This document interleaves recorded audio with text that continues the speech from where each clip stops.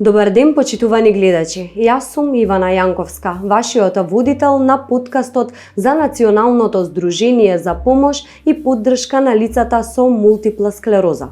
Мултипла склероза или скратено МС е една од најчестите болести на централниот нервен систем. Тоа е хронична, прогресивна, имунолошка посредувана, воспалителна и дегенеративна болест на централниот нервен систем, која настанува кога имуниот систем ја напаѓа обвивката на нервните клетки во мозокот, рабитниот мозок и оптичките нерви, предизвикувајќи воспаление и последователна дегенерација, што води до прекин на невротрансмисијата на сигналот од една нервна клетка до друга. Повеќето луѓе со МС се дијагностицирани на возраст од 20 до 40 години, а МС е 2 до 3 пати почеста кај жените отколку кај мажите. Денес 2,1 милиони луѓе ширум светот имаат МС. Според податоците на Националното здружение за помош и поддршка на лицата со мултипла склероза, во земјава секоја година се дијагностицираат околу 90, односно 120 нови лица со мултипла склероза, додека вкупно од МС боледуваат повеќе од 1500 лица.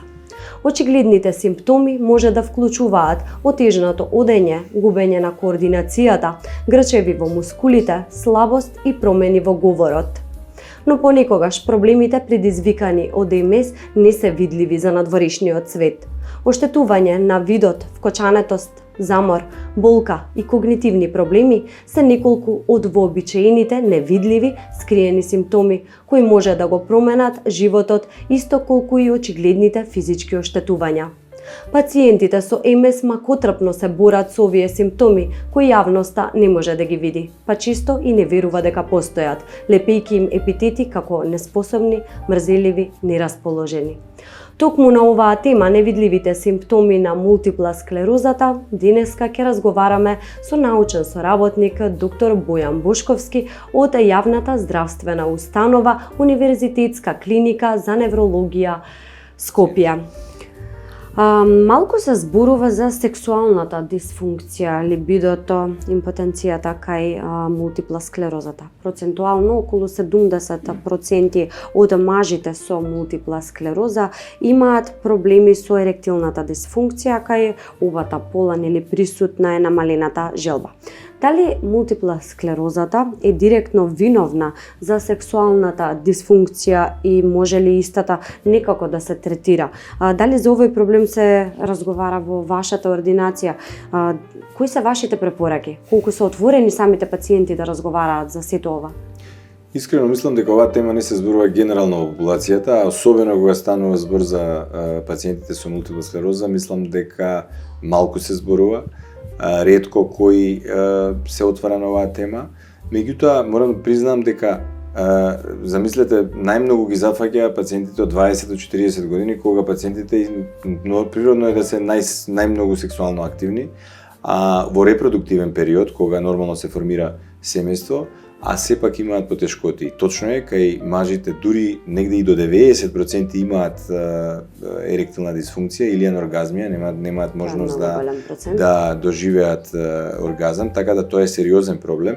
Ретко кој се отвара и мора да признам дека и ние баш не прашуваме, иако можеби треба повеќе да зборуваме, ги охрабруваме да разговараат, меѓутоа не е често нешто што го разговараме во секојдневната пракса.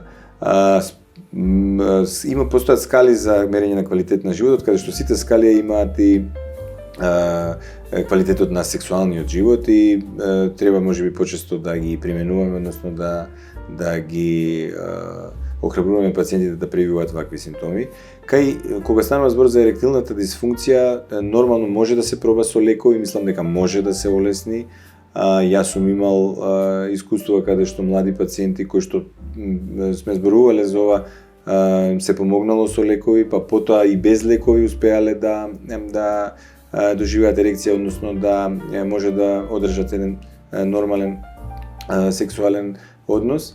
Во секој случај пациентите треба да зборуваат за ова, а Искрено, особено кога станува збор за планирање семејство, тоа уште дополнително е поголем проблем, односно анксиозноста, дали ќе бидат во можност да особено кај мажите кога станува збор, дали ќе бидат во можност да направат потомство и така заради овој проблем, исто така голем проблем заради тоа што предизвикува анксиозност. Кога станува збор за женскиот пол, намалената желба, намаленото либидо, е исто така голем проблем, значи немаат желба и тоа го нормално представува проблем.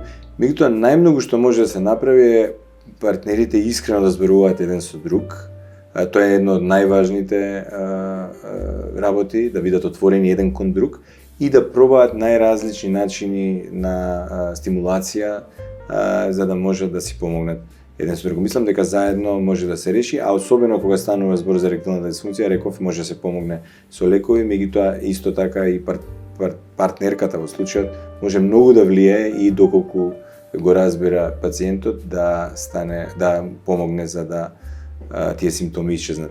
Јас ќе земам малце подолго време за ова да зборувам, заради тоа што пациентите не зборуваат, ретко кој зборува, така да сакам да кажам дека доколку станува збор за еректилна дисфункција, која што е органска, која што е причинител самата болест, тогаш можеме да помогнеме и со лекови. Меѓутоа многу често може да се случи да еректилната дисфункција е и психогена, односно да е психичка, да има зголем заради анксиозноста, како што рековме, заради тој замор, а да немаме во основа органска подлога на еректилна дисфункција. Затоа е многу важно да разговараат партнерите меѓу себе, да се охрабрат и да се помогне. Така да може некогаш и тој разговор, разбирањето, меѓусебното разбирање да помогне многу да се надмине овој проблем. На крај на ова интервју, јас би сакала да прашам дали имате нешто да додадете, нешто да им препорачате на лицата кои боледуваат од мултипла склероза или секако нивните најблиски кои се во околината.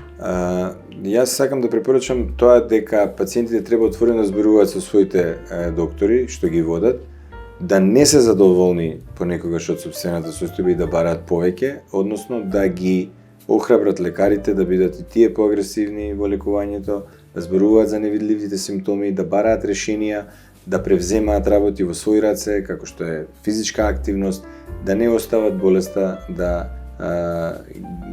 неусловно да ги собори, а лекарите ќе си го прават тоа што они можат да го прават, меѓутоа огромен дел од работата и пациентите сами можат да ја направат. Ви благодарам, докторе, што бевте наша гостина, вам почитувани, ви благодарам што не следевте. Благодарам за поканата и искрено морам да кажам дека ми е драго што има се повеќе вакви емисии каде што може да разговараме за реалните проблеми на пациентите што ги имаат со мултипла склероза.